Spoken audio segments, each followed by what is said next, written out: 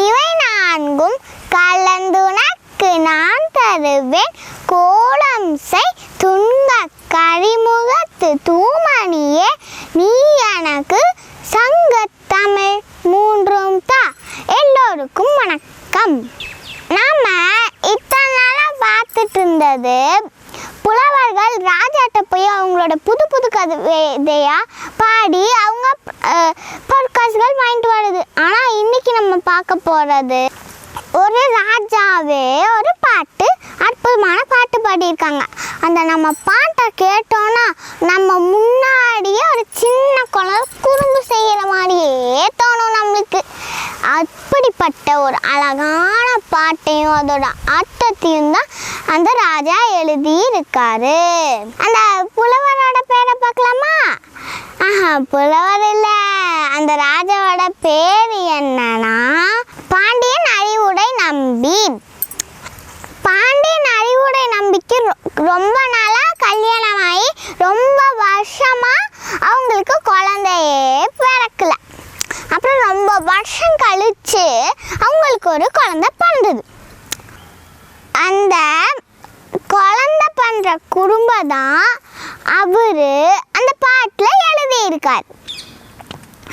அதை தான் நாம் இன்னைக்கு பார்க்க போகிறோம். அந்த பாட்டை நம்ம கேட்டோம்னு நினச்சிக்கோங்க, நம்ம கண்ணு முன்னாடி ஒரு குழந்தை தவுந்து தவுந்து போகிற மாதிரியே அந்த குருவு செய்கிற மாதிரியே இருக்கும். சரி, அந்த நம்ம பாட்டை பார்ப்போமா? இந்த பாட்டு புறநானூறுலேருந்து எடுத்த பாட்டு. நாம் இன்னைக்கு இந்த பாட்டையும் அதோட அர்த்தத்தையும் நாம் பார்க்க போகிறோம்.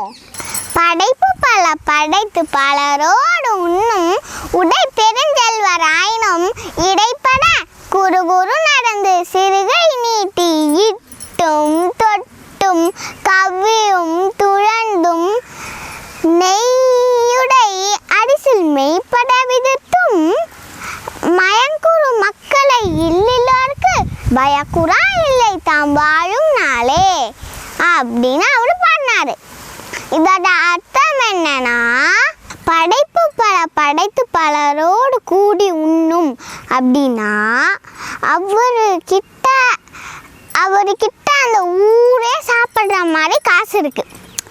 அவர் ஊரு கூட சேர்ந்து சாப்பிட்டு இருக்கும் போது அவரோட குழந்தை வருது, மெதுவாக வருது, நடந்து நடந்து வருது. அப்போ அது இப்படி சிறுகையை நீட்டுது. அப்பா எனக்கு கொஞ்சம் சாப்பாடு தாங்கன்னு கேட்குது. அது கையை வச்சு கேட்குது. அவரும் ஒரு தட்டிலேருந்து ஒரு உருண்டை எடுத்து உருட்டி இப்படி கொடுக்குறாரு. அந்த குழந்தையும் இப்படி வாங்கிட்டு என்ன பண்ணுது, அந்த குழந்தை எடுத்தோன்னு சாப்பிட்ருமா, இல்லை தொட்டு பார்க்குமா, இப்படி வாயில் வச்சு பார்க்குமா, அப்புறம் கீழே போட்டுருமா, பொறுக்குமா, மடி வாயில் வைக்குமா, கீழே போட்டுருமா, அப்புறம் விளாண்டுருக்குமா. அதில் அதை பார்த்தோன்னே அவர் சந்தோஷப்பட்டுட்டு நான் பிறந்த பிறவியை நான் அடைஞ்சிட்டேன் அப்படின்னு சந்தோஷப்படுறாரு அவர்.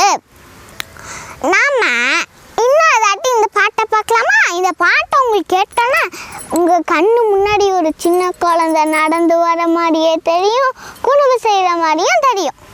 படைப்பு பல படைத்து பலரோடு உண்ணும் உடை பெருஞ்செல்வராயினும் இடைப்பட குடுகுரு நடந்து சிறுகை நீட்டி இட்டும் தொட்டும் கவ்வியும் துழந்தும் நெய்யுடை அரிசில் மெய்ப்பட விதித்தும் மயக்குறு மக்களை இல்லிலருக்கு பயக்குறா இல்லை தாம் வாழும் நாளே.